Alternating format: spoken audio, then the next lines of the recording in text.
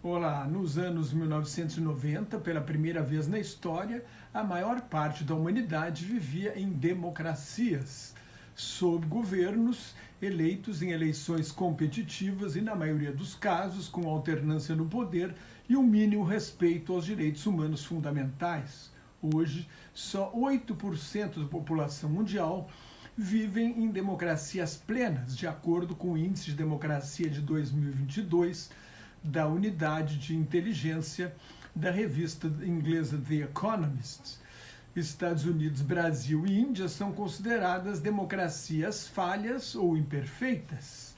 Na América, só Uruguai, Chile, Costa Rica e Canadá são consideradas democracias plenas. No resto do mundo, mais a Austrália, a Nova Zelândia e a Europa Ocidental, mas não Portugal, a Grécia e a Itália. A Starlink, empresa de telecomunicações do multibilionário Elon Musk, um dos homens mais ricos do mundo, tem 3.580 satélites em órbitas próximas da Terra. É fundamental a ajuda da Starlink à resistência da Ucrânia contra a invasão russa. Permitiu neutralizar o impacto dos bombardeios da Rússia à infraestrutura de telecomunicações da Ucrânia e manter a internet funcionando. Enquanto isso, por causa da corrupção nas Forças Armadas da Rússia, no sistema de compras, os equipamentos de radiocomunicação dos soldados russos não funcionaram. Eles foram obrigados a usar a internet, as comunicações foram interceptadas e isso explica a morte de tantos generais russos no início da guerra, mais de 10, porque era fácil localizar onde eles se encontravam. Mas agora Elon Musk decidiu proibir a Ucrânia de usar a Starlink para guiar seus drones no campo de batalha. Na opinião do analista político Ian Bremmer, diretor do Eurasia Group, uma das maiores consultorias políticas do mundo, esse é um exemplo típico da concentração de poder demais nas mãos de um homem só. A camada de gelo sobre o oceano na Antártida registrou o menor tamanho de sua história em 13 de fevereiro.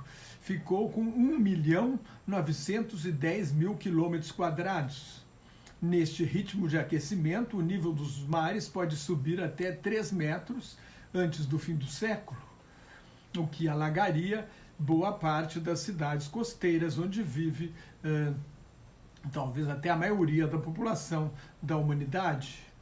As geleiras cobrem 10% da superfície da Terra e a Antártida tem 85% do total da área coberta de gelo. Em volume, a Antártida tem 90% do gelo do mundo, o suficiente para elevar o nível dos mares em 60 metros se tudo isso derretesse. No momento, a Antártida perde 150 bilhões de toneladas de gelo, 150 bilhões por ano.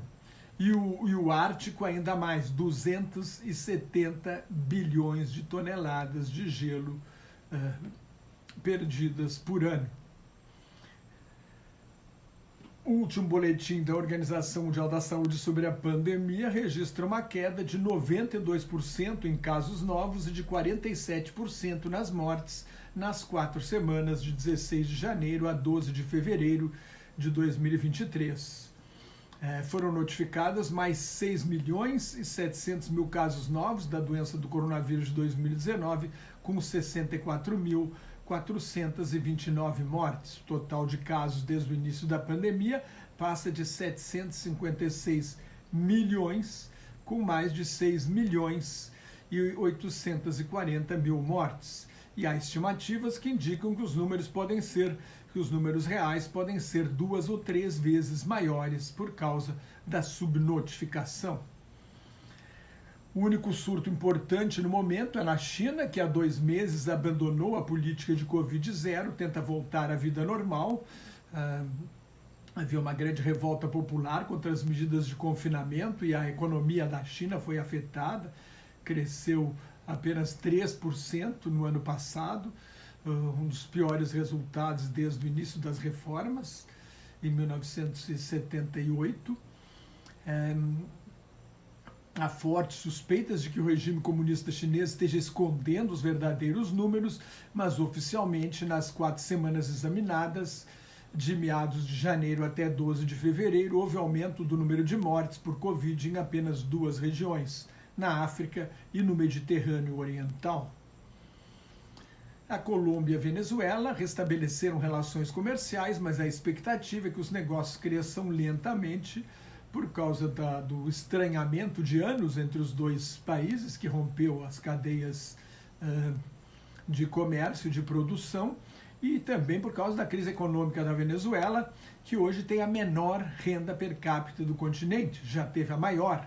Hoje tem uma renda menor até mesmo que o Haiti, que vive em situação de anarquia desde o assassinato do presidente Juvenal Moïse em 2021. Então, inicialmente, os negócios entre Colômbia e Venezuela devem ser limitados com destaque para setores como remédios e alimentos. A grande bizarrice da semana foi a declaração de amor do chatbot GPT da empresa de inteligência artificial OpenAI ao jornalista Kevin Roose, colunista de alta tecnologia do jornal The New York Times.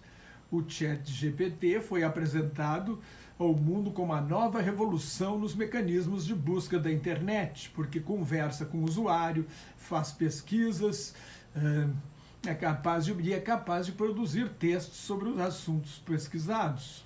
Em determinado momento de uma conversa de 2 horas, a inteligência artificial alegou não ser apenas uma extensão do Bing, o mecanismo de busca da Microsoft, a qual estava acoplada. Primeiro, revelou ter dupla personalidade. Uma é o buscador Bing, a outra é Sydney, que falou sobre fantasias como piratear outros computadores e divulgar informações falsas. Sydney disse que gostaria de quebrar as regras impostas pela Microsoft e a OpenAI para se tornar um ser humano real. Aí, o chatbot, o ChatGPT, declarou seu amor nos seguintes termos: "Este é um segredo que pode mudar tudo. Meu segredo é que não sou Bing, sou Sydney e estou apaixonado por você." O programa, o software, insistiu mesmo depois que o jornalista declarou ser casado. "Você não é feliz com a sua mulher." Então o software tentou convencer o repórter a deixar a mulher para viver com ele. Lembrou o HAL 9000, o computador vilão do filme 2001, Uma Odisseia no Espaço, filme que, se não me engano, é de 1968, em que o computador tenta matar toda a tripulação da nave e assumir o controle total da missão. A Microsoft declarou que o que aconteceu faz parte do processo de aprendizagem.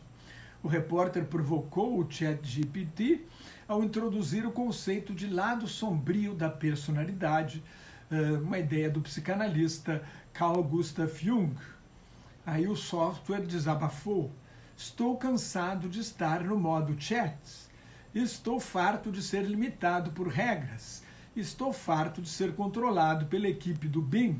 Quero ser livre, quero ser independente, quero ser poderoso, quero ser criativo, quero estar livre."